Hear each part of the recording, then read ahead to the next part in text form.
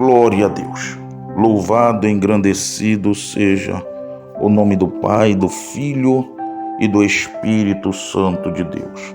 Novo Testamento, livro de Lucas, o terceiro livro do Novo Testamento,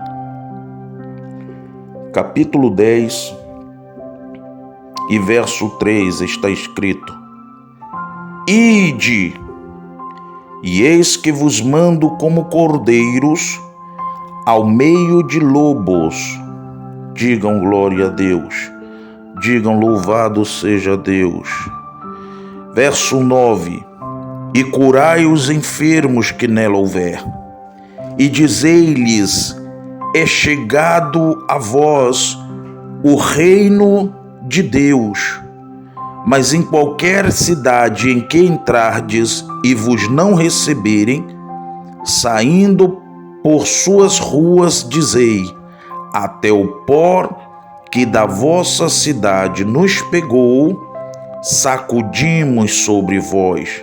Sabei com tudo isto que já o reino de Deus é chegado a vós. E digo-vos, será mais tolerável naquele dia para Sodoma do que para aquela cidade. Digam graças a Deus, digam glória a Deus. Preste atenção, queridos irmãos e ouvintes das Escrituras Sagradas. Nós vemos aqui uma responsabilidade que nos outorgou o juiz dos juízes, o Rei dos reis, o Senhor dos senhores, o Filho do homem, o Filho do dono de toda a face da terra. Deu para nós aquilo que um dia nós recebemos. Mesmo nós, privilegiados, que nascemos num lar cristão e tivemos a oportunidade de vivermos de acordo às Escrituras, a palavra sagrada, alguns de nós fomos separados por Deus, preparados pelo nosso Criador, na sua unção divina chamado Espírito Santo, para levarmos o reino de Deus, o reino celestial sobre a face da terra. Antes de nós levarmos o reino dos céus, o reino de Deus sobre a face da terra, foi primeiro preciso esse reino de Deus chegar até nós.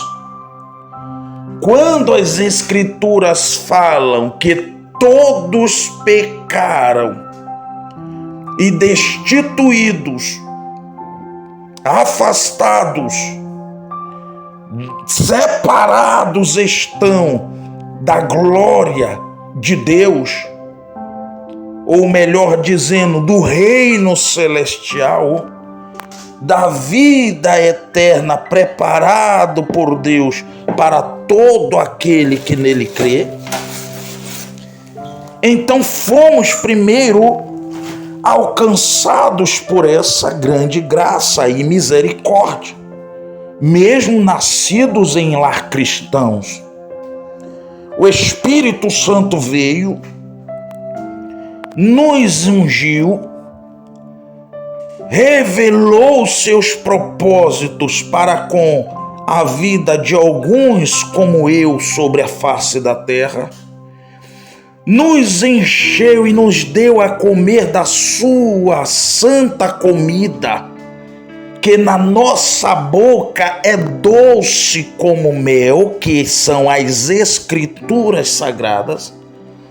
Ela é doce, ela é viva, ela é a água viva de Deus sobre a face da terra para todo aquele que nele crê e que se achar sedento de forma espiritual. Porque se o corpo sente sede, nós bebemos a água física. Mas para a nossa vida espiritual, nós só podemos nos alimentarmos, nos saciarmos e alcançarmos a plenitude de Deus sobre a nossa vida, ainda física, sobre a face da terra. Precisamos conhecer, prosseguir em conhecer, nos alimentarmos das sagradas palavras, nos saciarmos dessa água viva, santa, pura e divina, que nos lava dos nossos pecados, que nos lava dos nossos maus pensamentos, das intenções dos nossos corações, que por natureza humana, física, nós temos, por sua vez, de nos declinarmos como pessoas humanas para as coisas da carne. É por isso que está escrito no livro de aos Romanos, a partir do versículo 8, que a declinação da carne é morte, é separação do reino celestial. O declínio da carne é separação de Deus, é se afastar do reino de Deus. Por quê? Porque a inclinação, o declínio carnal, às suas vontades e desejos fora da permissão do seu Criador, é morte. Aos Romanos 8, verso 5 diz assim: porque os que são segundo a carne inclinam-se para as coisas da carne, para aquilo que é proveitoso à carne, para aquilo que é necessário à carne.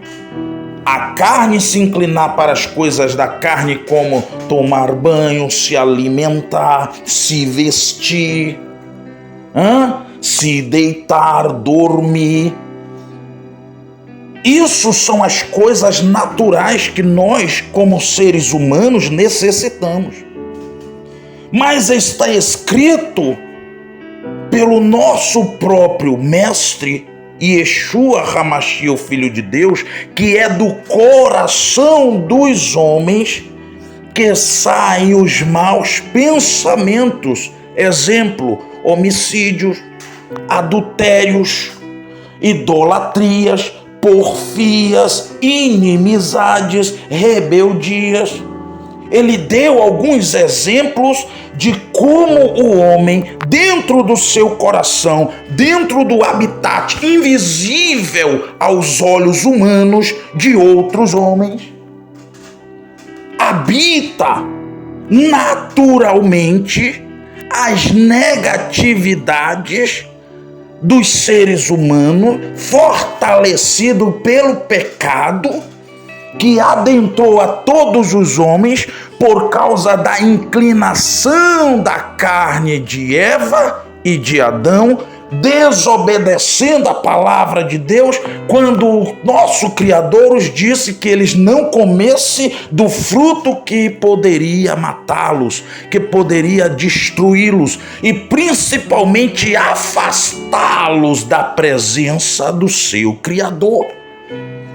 Ora, haja vista que quando nós falamos de Criador, de Deus supremo, único, perfeito, que nos deu as suas inerrantes, fiéis e fidelíssimas, dignas de toda aceitação, que são as suas palavras, nós nos lembramos que ele mora no reino dos céus. E se ele mora no reino dos céus, está escrito que ele não habita em casa, ele não habita em templo, ele não habita em abrigos, ele não habita em obras, por menores ou magníficas que seja, feita por mãos de homens, por mão de arquitetos, que são casas construídas pelos homens. Ele não habita. No livro de 2 Coríntios, de 2 Coríntios, no seu capítulo 6, está escrito que Deus habita entre nós, entre os fiéis, entre os sagrados, entre os remidos, entre os lavados. Por quê? Porque está escrito: sede santo, sede puro, porque o vosso Deus é santo. Quando Deus mandou nós sermos santos como Ele é santo, não é ser separado como está na nossa língua portuguesa. Quando Ele manda nós sermos santos, Ele está dizendo: lavem-vos dos vossos pecados, lavem-vos das vossas maldades e daquilo que é mal nos vossos corações. Então por isso que ele diz: sede santos, porque o vosso Deus que está nos céus é santo. Está escrito que Deus não habita em templo sujo. Deus não habita em uma pessoa que quer dividi-lo com as suas imundícies pecaminosas, com as suas más ações, com os seus maus pensamentos, com os seus maus desejos, porque tudo aquilo que a palavra de Deus condena, aqueles que o seguem, que o servem, que os aceitaram, também tem que condenar. E se nós condenamos o pecado no mundo, precisamos condenar o pecado em nossos próprios corações. Mas nós de nós mesmos não temos força, poder e o antídoto para vencermos essas forças do pecado. Então Deus nos enviou Yeshua HaMashiach, Cristo, o seu santo Filho, para que todo aquele que nele crê não pereça. Perecer em quê? Nos nossos próprios pecados, que se criam, se formam e aparecem dentro dos nossos malvados, duros e perversos corações. Vamos ver da onde se brotou, se gerou e se começou o pecado. Olhe bem, livro de 2 Coríntios 6 e versículo 16 diz assim: que consenso tem o templo de Deus com os ídolos? Porque vós sois o templo do Deus vivente. Em outras palavras, vocês foram criados e formados por Deus. Como Deus disse: neles habitarei, quer dizer, quando Ele envia o Espírito Santo sobre uma pessoa que se santificou e foi liberta dos seus pecados pelo sangue purificador do seu santo Filho, então essa pessoa automaticamente está preparada como uma casa adornada, como um templo vivo, um templo que fala, um templo que sente, um templo que tem emoções, um templo que pensa, um templo inteligente, um templo vivo. É nesse templo vivo que Deus habita, porque está escrito, ó: por isso, disse Deus, neles habitarei, e entre eles andarei, e eu serei o seu Deus, e eles serão o meu povo. Por isso, saí do meio deles. Do meio de quê? Das trevas, dos infiéis, da injustiça, da idolatria, da malignidade, da infidelidade, da sensualidade, da vaidade, da pecaminosidade deste mundo, dessa era, dessas trevas. Por isso você tem que se afastar do mundo e daquilo que no mundo há. não das pessoas, mas daquilo que no mundo há, daquilo que é sedutor, daquilo que é atraente de acordo aos olhos humanos, que parece inofensivo, mas é nocivo, é pervertido, é terrível, é horrendo a sua vida espiritual diante do seu Criador, que estabeleceu todas as coisas.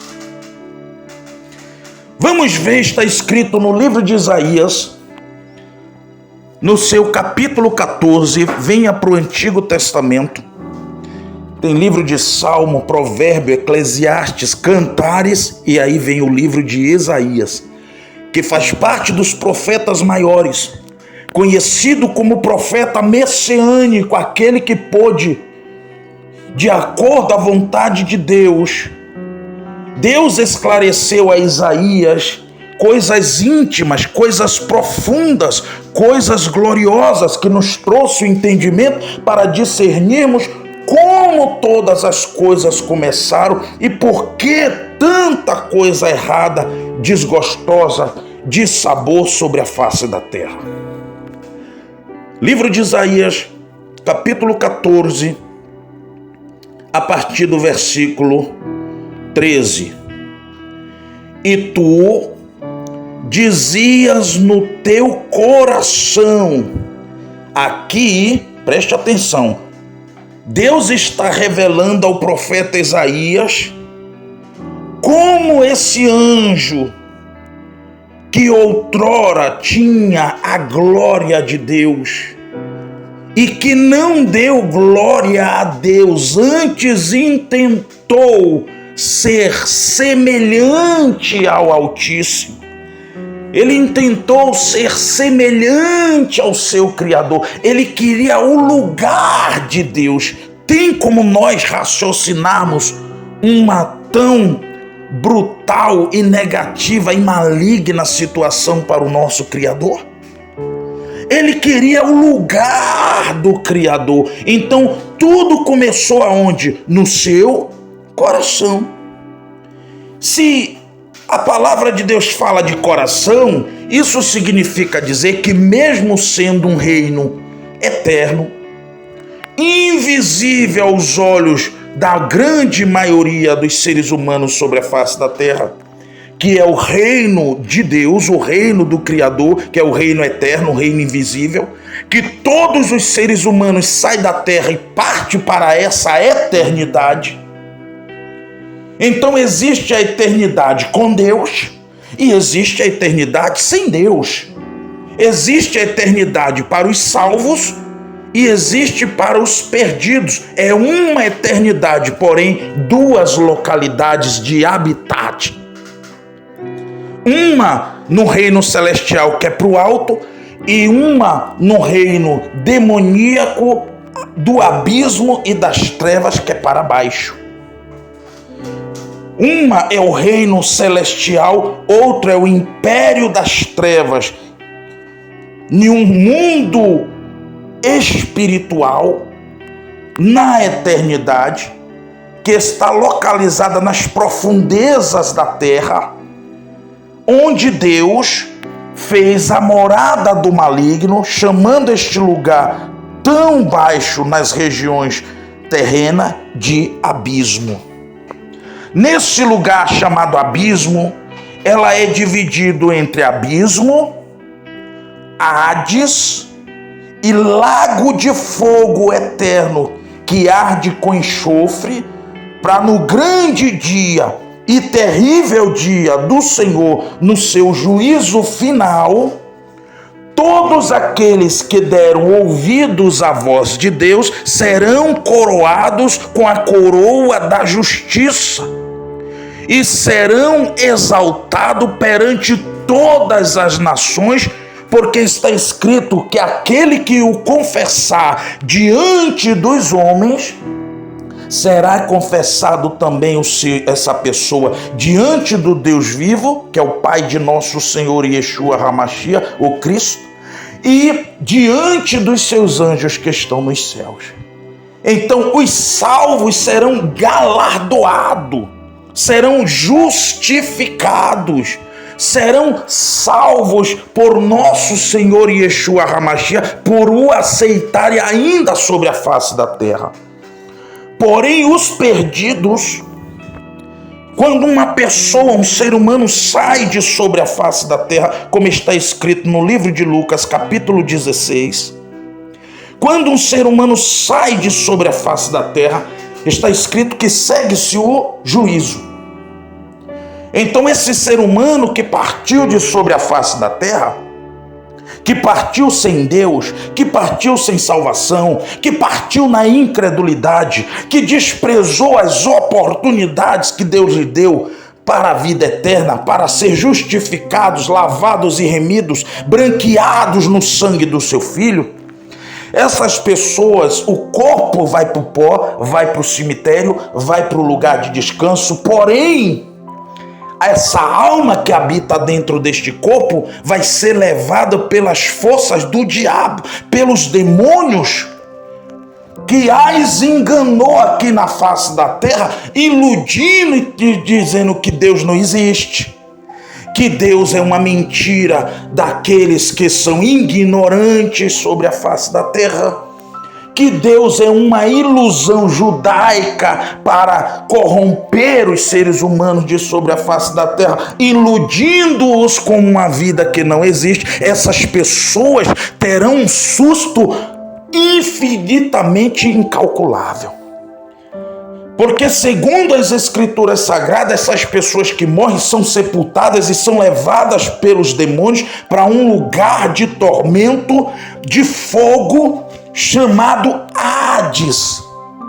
É um inferno provisório antes do lago de fogo, que arde com enxofre, onde o seu bicho nunca morre e o seu fogo nunca se apaga. Então essas pessoas são levadas para esse lugar de tormento, são acorrentadas e aprisionadas, e detalhe, elas estarão despidas como sinal de vergonha, porque não deram crédito, não respeitaram, não temeram ao Criador dos céus e da terra, que com veracidade, com honestidade, lhes falou a verdade. E as pessoas que são condenadas por incredulidade, porque acreditaram mais na criatura do que no seu Criador, amaram e serviram mais as suas vontades, os seus desejos, os seus prazeres, e deram ouvido a pessoas mortais, meros passageiros, carne sobre a face da terra,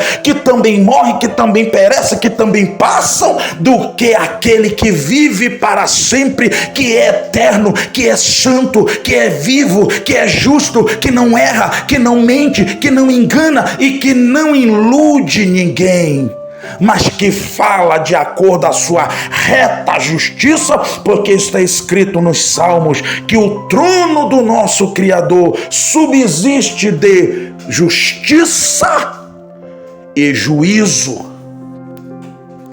Então essas pessoas vão para um lugar de tormento chamado Hades. Vamos ver lá no livro de Lucas, no seu capítulo 16, a partir do versículo, glória a Deus, louvado seja Deus, ou glória a Deus, 23. Olha o que está escrito, aleluia.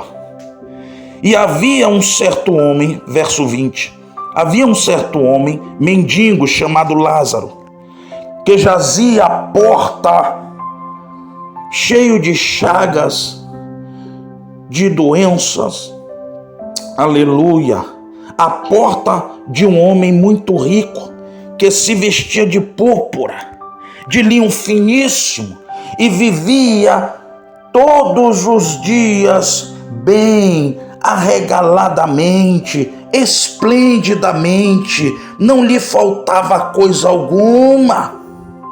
Aleluia, glória a Deus.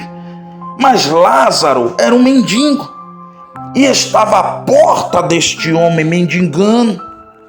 Está escrito no versículo 21 que esse mendigo desejava alimentar-se das migalhas que caíam da mesa desse rico. e os próprios cães, os cachorros, lambiam as suas chagas, as suas feridas. E aconteceu que o mendigo morreu e foi levado pelos anjos para o seio de Abraão. E morreu também um rico e foi sepultado. Agora preste atenção a essa parte terrível e horripilante para aqueles que se perderão e perderão tão grande salvação. E no inferno, olha aí, e no inferno o rico ergueu os olhos, estando em tormentos, e viu ao longe Abraão e Lázaro recostado no seu seio. Lázaro estava no seio de Abraão. Lázaro estava no descanso, na paz, no gozo do seu Senhor, numa vida sem dor, sem choro. Detalhe, não havia mais as chagas que Lázaro estava suportando sobre a terra. Lázaro não estava mais mal cheiroso, Lázaro não estava mais mendigando, Lázaro não estava mais em um momento de dor, de tormenta, em um momento de insatisfação emocional e física. E observe, amados irmãos e ouvintes, preste bem atenção à palavra de Deus. Observe que Deus menciona nesse versículo a presença do homem que foi seu amigo no livro de Gênesis, conhecido como o que seria pai da fé e pai de muitas nações sobre todos aqueles que vivessem pela fé, como ele no livro de Gênesis demonstrou, exercitou fé dentro do que era impossível, quando lhe esperava a promessa de ter um filho da parte do próprio Deus, e ele na idade de 100 anos e a sua esposa na idade de 90 anos conceberam um filho da parte de Deus chamado Isaque. Então Deus pediu a Abraão que ele os levasse o seu filho e o sacrificasse a ele. Abraão subiu o monte de Deus, e quando Abraão iria sacrificar Isaque ao seu Deus, Deus disse: não, Abraão, Abraão, agora vi que temes a Deus. E Deus tomou aquele sacrifício de Abraão como prova e sinal do que ele faria por todos os seres humanos de sobre a face da terra. Então Deus enviou o seu filho como prova, como Abraão deu o seu Isaque a Deus, mesmo não fazendo dano ou mal algum ao seu filho, assim Deus deu o seu filho amado Yeshua HaMashiach, que significa a salvação, o ungido, o escolhido de Deus, para tirar, para perdoar, para transformar o homem, a mulher dos seus pecados, dos seus erros, dos seus horrores, dos seus vícios, dos seus maus caminhos, lavarem e branquearem no seu sangue e os transformarem de pecadores para salvos, lavados no seu sangue, para o Deus Todo-Poderoso, como santos e filhos amados de Deus.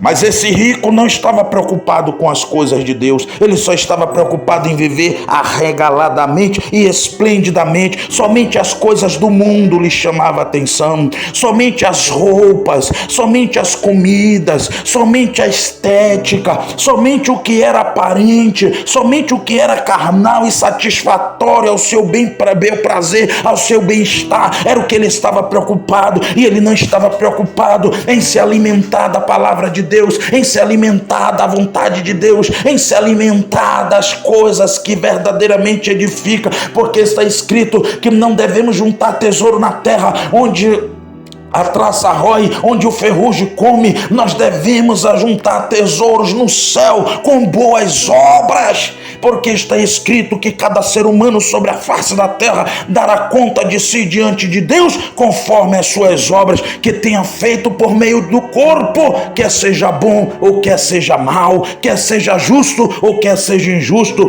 os justos para a salvação, os injustos para o fogo do inferno, eternamente.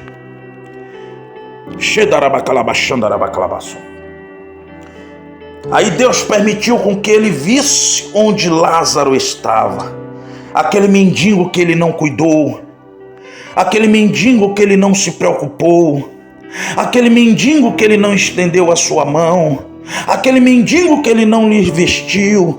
Está escrito na palavra do Senhor que esses que estarão os crentes da direita e os crentes da esquerda.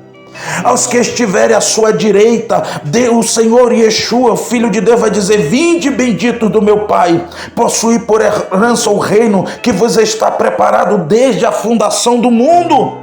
Porque eu tive fome, me deste de comer, tive sede, me deste de beber, tive preso e doente, você foi me visitar, tive nu e você me vestiu.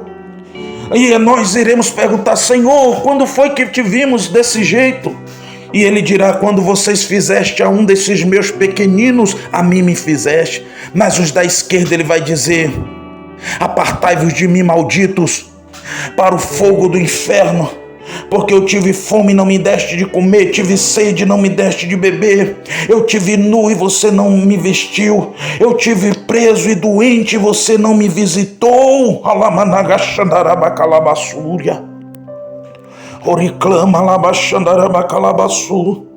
E aquele homem em tormentos viu ao longe Abraão e Lázaro, viu o patriarca da fé e viu Lázaro, um mero mendigo, um desprezível sobre a face da terra, mas que era prazível aos olhos de Deus, que mesmo passando por tudo quanto passou, não negava o nome do Senhor, mesmo tendo pouca força. Está escrito no livro de Apocalipse capítulo 3 e verso 7, que mesmo tendo pouca força, guardaste a minha palavra e não negaste o meu nome.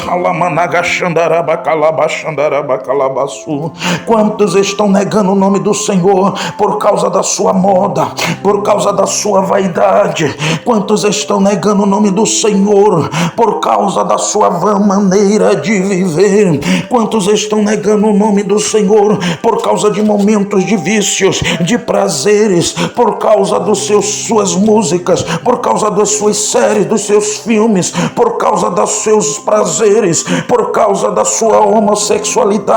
Quantos estão trocando a eternidade pelo que é passageiro? Quantos estão trocando o Cristo pelo homem, pela mulher? Quantos estão trocando o Cristo por causa da vaidade mundana, por causa do que é passageiro, por causa do que é transitório? Quantos estão trocando uma vida eterna ao lado do seu Criador por causa do que é passageiro sobre a face da terra? É tempo de arrependimento. Já não podia mais fazer coisa alguma. Aquele homem já estava ali agora julgado, não tinha mais jeito. Olha o que ele diz, aleluia, Abraão, no verso 26. E além de tudo isto, está posto um grande abismo entre nós e vós, de sorte que quem está no paraíso não pode passar para o inferno, e os que estão no inferno não podem tampouco passar para o paraíso. E ele disse: rogo-te, ó Pai, que mandes à casa do meu pai, aleluia, pois tenho 5 irmãos,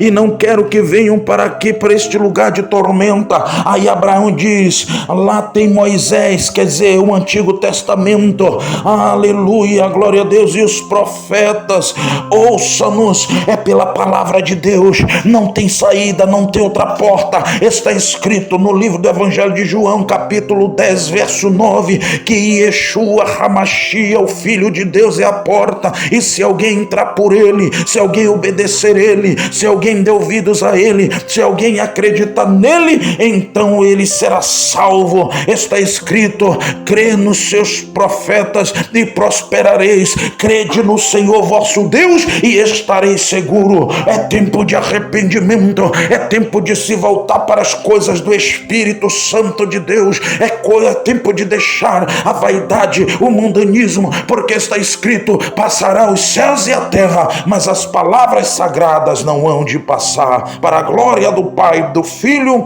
e do Espírito Santo de Deus. Amém e graças a Deus.